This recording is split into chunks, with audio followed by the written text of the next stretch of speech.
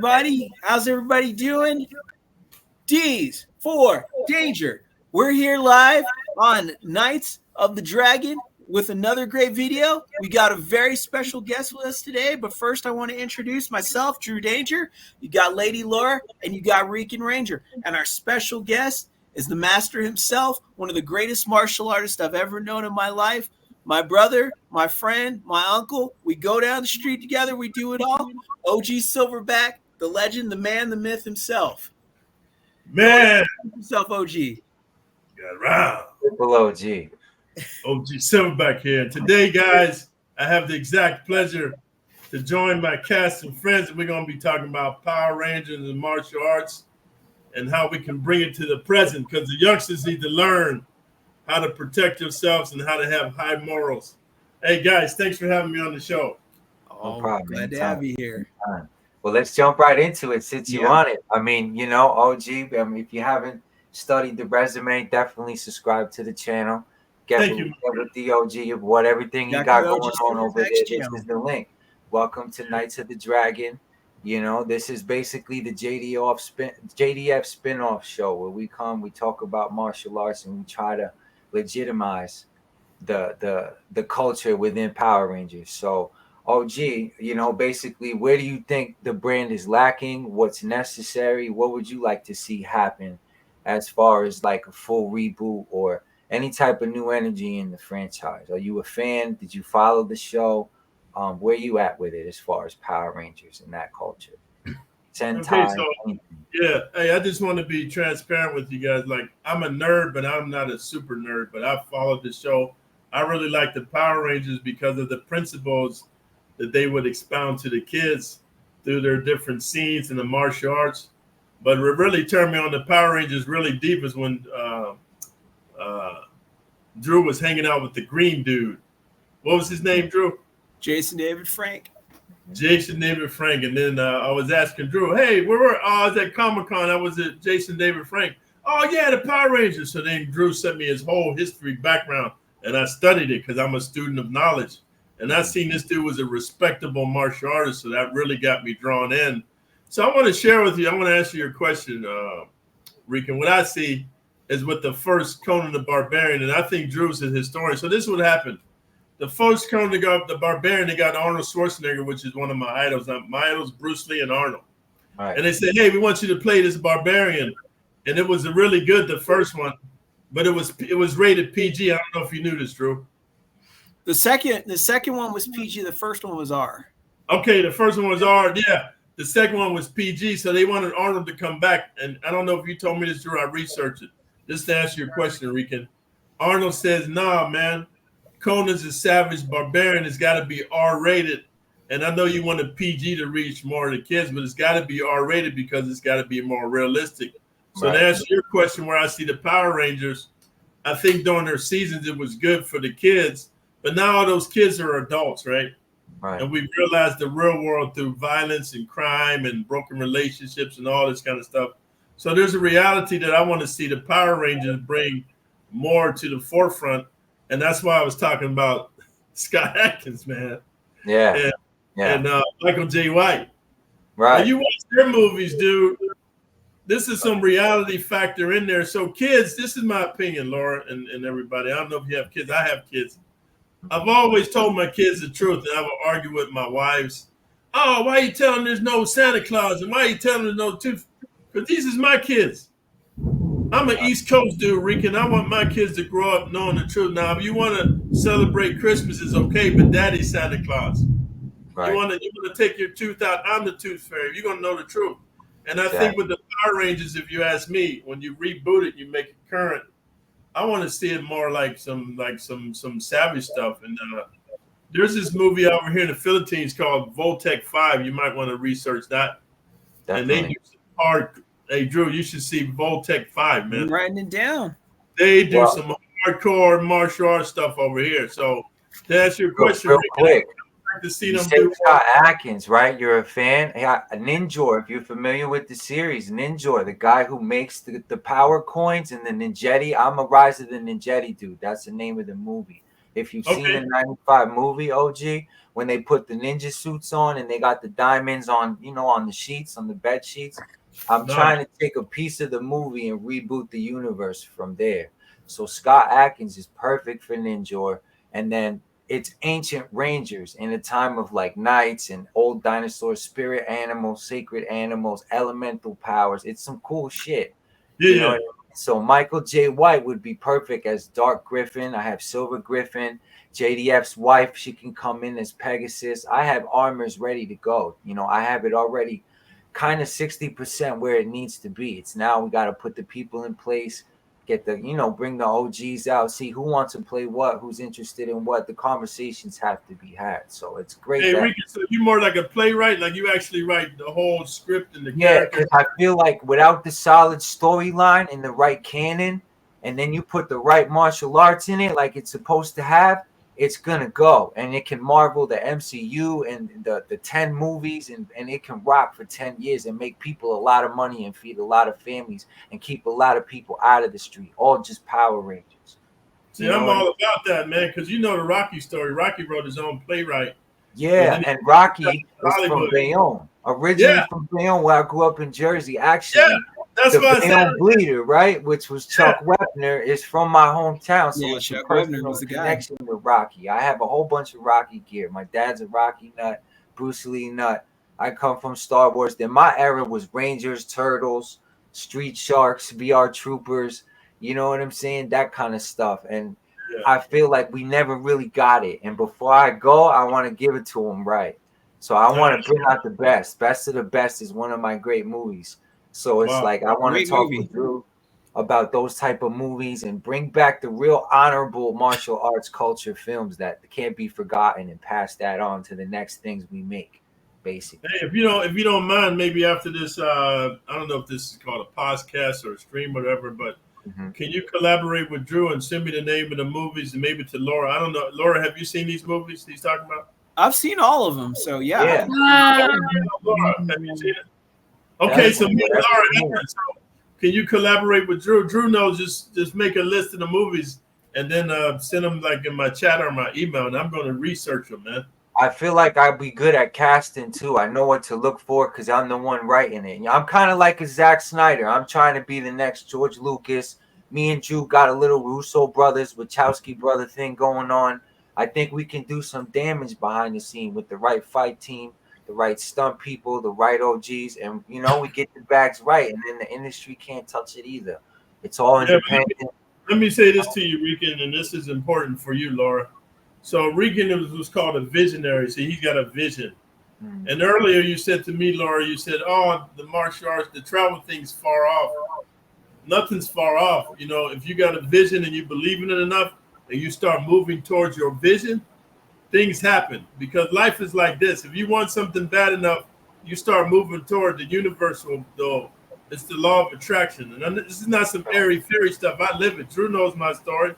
So what you're saying, Regan, you could be like the next Sylvester Stallone, or what's that mixed dude's name from Fast and Furious? Vin Diesel. Diesel. Hey, you know, Vince Diesel, he made himself famous. He did his own documentary telling the problems he was having. So, Regan, you got a good thing. You just got to feed it, man. Feed that energy. And Definitely. This is for Laura to see, because now we can all be a part of it. So we talking today, but who knows, man? Maybe in a year from now, we can make this. Hey, I got armor for you too. When you're ready, I'll armor you up to mañana, bro. I'm with it, you know. I got armors in the cut. I'm the dude. I'm Iron Man. I'm Tony Stark. You know, I'll pull him out the wall. Like, what we doing today, bro? You know what I mean?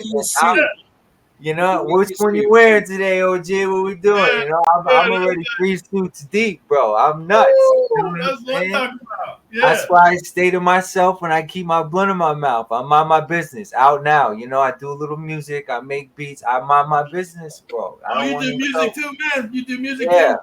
A little bit of everything. Music for the movies and stuff too. I want to win a Grammy and an Oscar at the same time, bro. Change the game. No one's ever done it. No one's ever done it. Soundtrack, what's the closest? The last Fast and Furious movie, the first one? That had the best soundtrack with the flick. Think about it. Who got that trophy? I'm clean. Rican wants it. I want a Grammy and an Oscar at the same damn time. For the soundtrack. You hear that, Drew? You hear that? I hear it.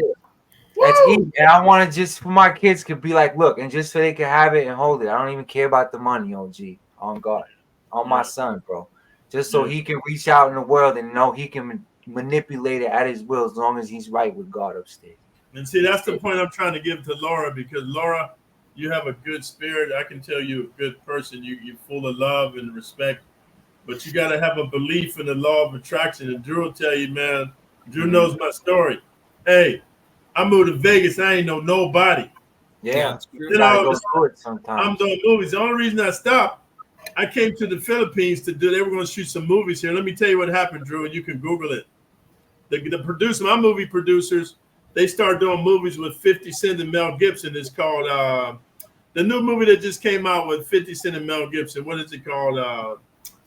Was it the Expendable one? No, it's a brand new one that came out. Okay. So anyway, Drew, they were supposed to shoot movies over here, like some barbarian movies, right? So I come over here first, and then my producer goes, hey, OG, we're going to put that off until 2025 because now we're doing a movie with 50 Cent and Mel Gibson.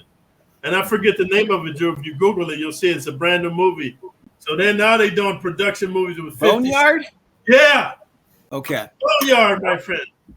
They're doing movies with 50 Cent, Mel Gibson, and Michael J. White. So why are they gonna come to Asia? Right. So the point I'm making, Rican, when I was in Vegas, my career was taking off, and I came here thinking I was gonna be the next action star in Asia, but then they halted that. Drew will tell you how Hollywood is. You can work on a movie for a year and never gets released. That's true. Right. I got a theory, OG. If you make it good enough, they gotta fuck with it. If you make it so good, right, that the whole world want it, they gotta give it to them. Okay, so let's talk about that, because remember when I first met you, you said, "Oh, I do my research." Laura says she doesn't, and we just debated in friendly debate. This is my belief, and I want Drew to be the mediator. I respect what you're saying, but when I was in Hollywood, I learned it's all about not what you know, but who you know. You got to know the right people, man. Right. So I'm not discouraging you, bro. I want you to believe that, but I'm telling you my experience, and I told Drew. The reason I start getting movies because I'm on one movie set, then I meet this producer, then I'm on another. Oh, you want to work here? So it kind of just blew up. But then if you don't really know nobody, man, it's kind of hard, man. Huh, Drew? I've had that happen, and so I had to get connected because when I started out, I became a member of the Table, which is the film association that they have like in different states. And I was in the main one in Hollywood. And so the Table, when you become a member and they put you on, you go to the secret meetings. And once they go, oh, yes, we do know them. And they invite, then you're in. And they go, now you're available to have access to all the emails. You'll know when people are doing movies. You'll know when people are on set. You'll be able to connect with all of our members from other states. You'll be able to do that. But you had to get connected first. And luckily, I had a guy at church that I met that worked in the industry, was working in it at the time. And he said, hey, are you a Table member? And I said, no, what's the Table? So he told me what it was. He said, you be at Marie Callender's in Sherman Oaks, 6:00. Tell them that we sent you. Here's the invite and go ahead and go there. And that's how I got in. Hey, Drew, so what's the proper term? Like, so Rican's got this thought. He's writing this whole screenwrite, he's writing the whole movie like thing. He's writing the screenplay and he's storyboarding. Yeah, but what's the word called for when you want to send it out to people? It's a short version. It just gives them an idea. What's the name of it? You have to send it out to the producers. You say, hey, this is my thought for a movie. What's it called, Drew? It's like a short little. I forget the name of it. Anyway, Rican. It's not a screenplay, because usually people send out screenplay like a screenplay design of what they want to do. Yeah. Or beginning draft script. Yeah, like that. You know what they want to do. So, but first, Rican, what you got to do is you have to legally trademark it, because what happens in Hollywood, if you got some heat and you send it out and you are nobody, now they'll steal it and they'll just rename it. Yeah. And ain't nothing you can do because they got lawyers. So first you have to trademark it. And what's the other one? Copyright the whole thing. Copyright, yeah. So first you do that. I've been talking about that. Yeah. Yeah. So here's the next one. That's where we're at right now. It's all but here's the next one. I don't know how long it's going to take you to put all that together, but I'm going to tell you this. So on my phone now and on my Facebook, I still got producers and directors and managers hit me up. Hey, LG, we got this part for you and this and that, you know, and it's perfect for you. But see, here's the whole thing. I have to fly from the Philippines to Vegas or LA. I have to get my own room and board. I don't get a trailer. I'm not a big time actor, but I work. You understand? Right. So it's cost prohibitive because if they pay me $1,000 a day, no, it's not enough money. Even if I work for 3 weeks or a month, no, trust me, bro, my expenses. And now I'm eligible to get my SAG membership, but I didn't pay the 30,000, Drew, or what is it, the 40? What is it? It should be. Last time I saw, I think it's about $1,000 or less. My friend, it's more because there's two, Drew. There's one for Vegas. So I gotta look at the SAG because when I was doing it, it was about 1,000. Nah, that's a long time ago, bro. Now I think it's like 4,500 for Vegas, and there's another price for LA. But the point I'm making, Rican, if I was to become a SAG member, they would pay me $10,000 a day instead of $1,000 because I'm not SAG. I'm not part. But the point I'm making. When I go back to the United States, which is probably going to be in, let's say, February, because I got to check on my mom. I'm going to visit my mom for the holidays in Pennsylvania, right? That's why I was producer. Huh? I was just living out there. I got family out in Lehigh Valley. Yeah. So, you know, Trump had his assassination attempt in Pennsylvania. I know. There's a lot going on with PA right now. Yeah. PA's no joke, man. Yeah, I just happen to be in New England, but I grew up out there too. I'm partially from Philly too. Okay, so you know the whole Eastern Seaboard. So when I go back to America, my producers and my managers is like, hey, come to Vegas, man. Let's shoot a couple movies while you're here. So what I'm saying to you, I'm not trying to promise anything, but what I'm saying is I'm going to find a name, Drew, is something that you submit to producers and directors about the movie you want to do, and they look at it, and if they like it, then they fund it. Right. If you have that ready, whatever it's called, I'm a researcher, Drew. There's a name for it. I just don't know the name. If you have that ready, when I get to Vegas, I'm gonna say, hey, I know this dude. He's a playwright, and he got this idea for the Power Ranger, but you got to have it copyrighted and trademarked, my friend. Yeah. And then this is his pilot. I don't know what it's called, Drew, but this is to have a look. Well, he'll need a finalized script that's copyrighted. Yeah. So then they can't take it. And then I can get it done by January. Hell yeah! And then once that's set up, then you could pass. That would be the time for you to pass those around because it's copywritten, and then you can. I got a part because I've got quite a few of them up here from other people when they handed them to me. You know, they would hand me scripts and be like, "Can you work on my movie?" And all I'm saying is, I know some people that I do movies with. They're working with. Mel Gibson and 50 Cent and Michael J. White. And I can say, hey, I know this guy, man. He's got this idea for new Power Rangers, hardcore, the ninja stuff, this whatever. And hey, would you be willing to take a look at this thing? That's all I can do. No, and they like me. No, they like me, dude, because when I play my roles, let me tell you a secret, Rican. They be like, hey, OG, I want you to come running in and be a savage man and beat the fuck out of dude. And I come and they be ready, action. I'm like, motherfucker. And then everybody be like, yeah, that's some good acting. And I'll be like, motherfucker, I'm just being myself. Yeah. You know how to control it and aim it. I know how to control it. War machine.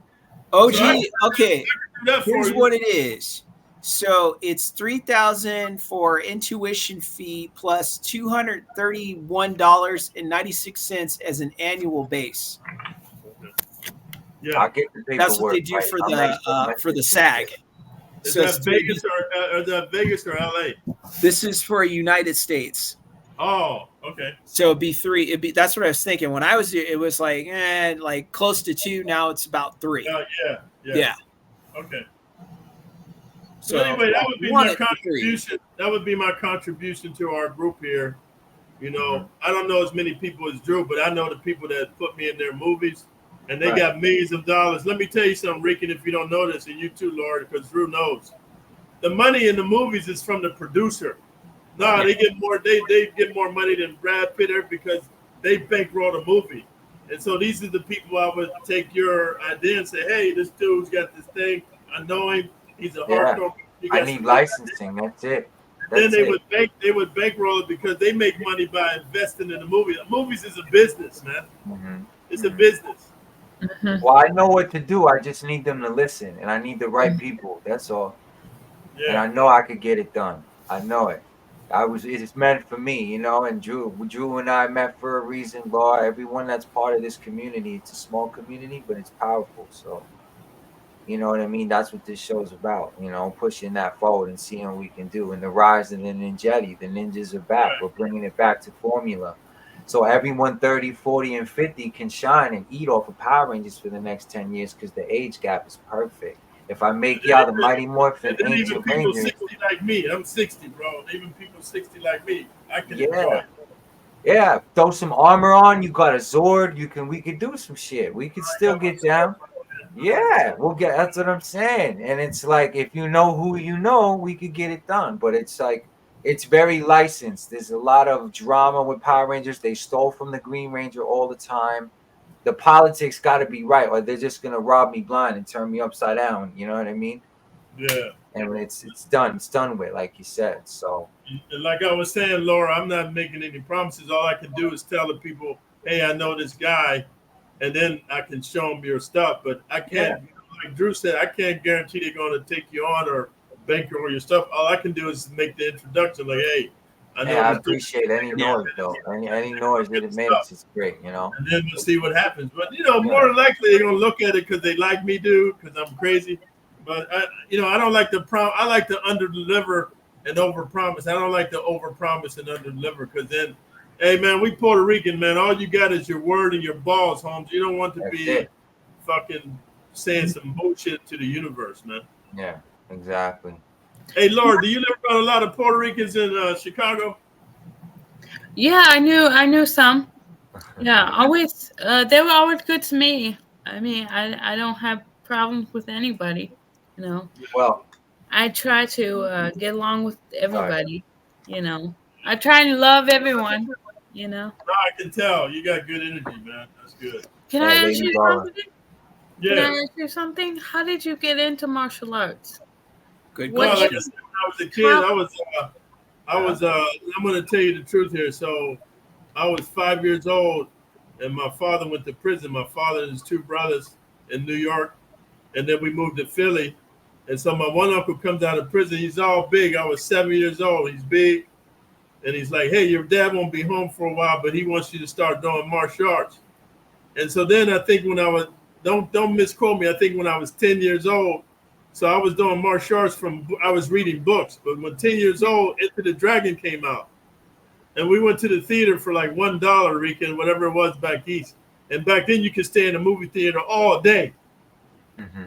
So we watching Enter the Dragon. We just watching it over and over and over. And we already reading karate books. So then we just start practicing.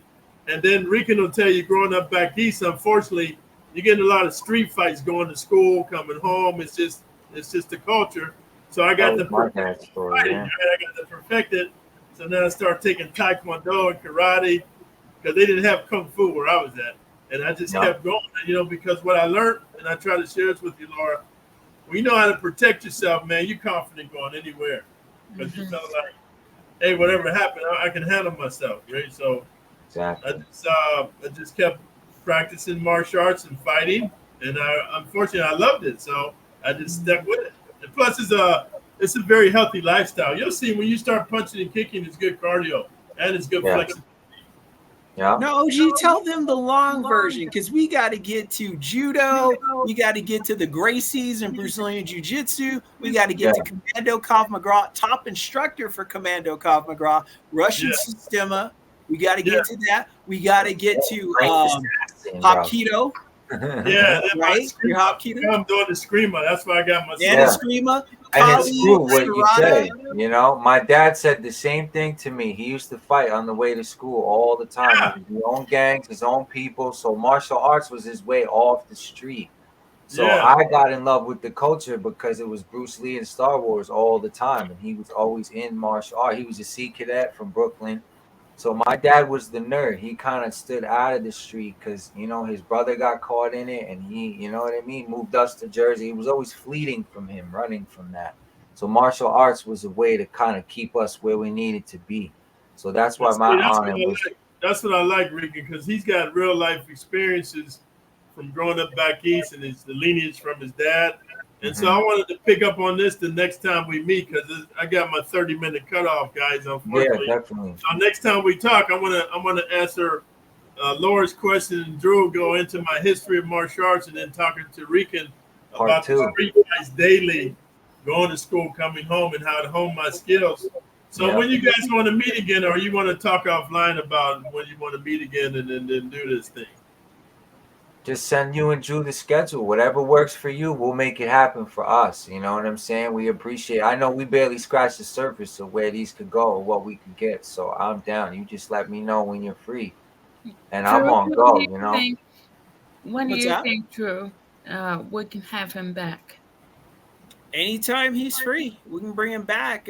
Monday, Wednesdays, Fridays, so we can fit this is a along new show, there. new season, so we got open schedule. OG, you can come wherever you want. You know. What's your schedule like? Yeah, if it was up to me, guys, I like to do it weekly. So I did it today is Wednesday for me, because me and Drew got some other stuff going on. But I really like to do Fridays, and the reason being is, Friday, my week's pretty much ran down. I did all my martial arts. I'm winding down. I'm prepared for the weekend. I normally go watch some fights or whatever, but Friday's a good day for me, like about this time, because it's pretty much open. I'm not training. I've got my training in for the week. I'm going to get ready to do some fights on Saturday, Sunday. Mm-hmm. And so if we can do Friday this time, like the 7:30 time, sure, my time, 5:30 your time. Absolutely. I have to submit a show every Friday too, so that's I think we can all work that out. Yeah. The only thing I asked if Rico's the moderator or the host, let's have a structure, man. Like the things we want to cover. I don't mind free flowing, but you know, an hour goes fast, guys, and I want to make sure we give good information to the people. So maybe we could script out, like Rico was saying, yeah, my dad grew up and he was doing, you know, Star Wars and martial arts and fighting every day. And then I can segue into my judo and jiu-jitsu and Krav Maga system and all that. And because it's going to take more than 1 hour to go into. Now, the reason why, Rican, this is why, man. Let me tell you this really quick. Mm-hmm. So when I was doing Taekwondo and karate and boxing, that's stand-up, right? Right. Mm-hmm. When I moved to Philly, man, a lot of dudes in Philly, they like to play football, American football. They're big white dudes, black dudes, you know. So I got into a fight with this one dude, and he did an upjack. I don't know if you know what that is. He basically tackled me and swept me to the ground and pounded me. And then that's when I realized, wow, I need to be able to wrestle. So see, there's an evolution when you street fight from reality, how you have to evolve your skills. So I want to talk more about that, how my martial arts evolved, because I noticed when I lose fights, I rewinded, okay, how can I not lose this fight? Because in back east, Laura fighting is life or death. So I was like, how can I not lose this fight? And then I start getting more skills. So I would like to talk about that kind of stuff, along with the Power Ranger stuff. Okay. We'll talk, we'll email, we'll definitely, we got some structure and some stuff coming up. I would love to have you back. So, hell yeah. And we can bring Laura back, everyone back, and they can all lead their own segment with you if you want. If it's going to be a recurring thing, you can kind of guide us through all of that. I'm down, bro. I like having Laura here. Here's why, man. Like, you know, I love America, dude.